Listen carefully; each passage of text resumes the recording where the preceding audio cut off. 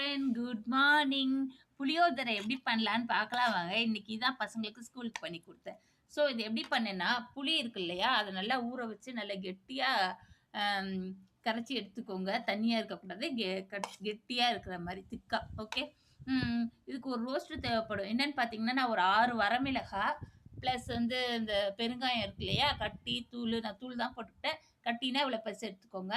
அ ப வெந்தயம் இருக்கு இல்லையா? அத 3 டீஸ்பூன் போட்டு ட்ரை ரோஸ்ட் பண்ணிக்கோங்க. எனக்கு வந்து ஒரு சொட்டு ஆயில் விட்டு நான் வந்து ட்ரை ரோஸ்ட் மாரி பண்ணிட்டு ஆற வச்சு அரைச்சு எடுத்துக்கிட்டேன். இப்ப டைரக்ட்டா அடுப்புக்கு போயிடலாம். நல்லெண்ணெய வந்து ஊத்திக்கோங்க.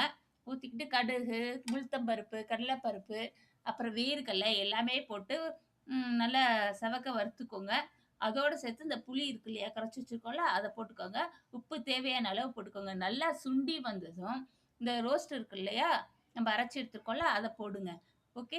போட்டு நல்லா கொதிக்க விடுங்க. நான் வந்து ஒரு துண்டு, ஒரு பீஸ்க்கான வெல்லம் போட்டுக்கிட்டேன். இந்த வெல்லம் எதுக்கு போடுறதுன்னு பார்த்தீங்கன்னா, புளிப்பு, இந்த காரம், உப்பு எல்லாமே கரெக்ட்டான அளவுக்கு நமக்கு கிடைக்கும்.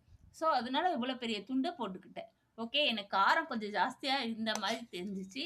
ஸோ, வெல்லம் போடவும் டேஸ்ட்டு கொஞ்சம் பெட்டரா வந்துச்சு. கண்டிப்பா எல்லாரும் இதே மாரி ட்ரை பண்ணுங்க. ட்ரை பண்ணிட்டு அப்படியே போயிடாம, எங்க சேனலுக்கு சப்ஸ்கிரைப் பண்ணிக்கோங்க. அது ரொம்ப ரொம்ப முக்கியம் friend. Okay. Okay friend. By.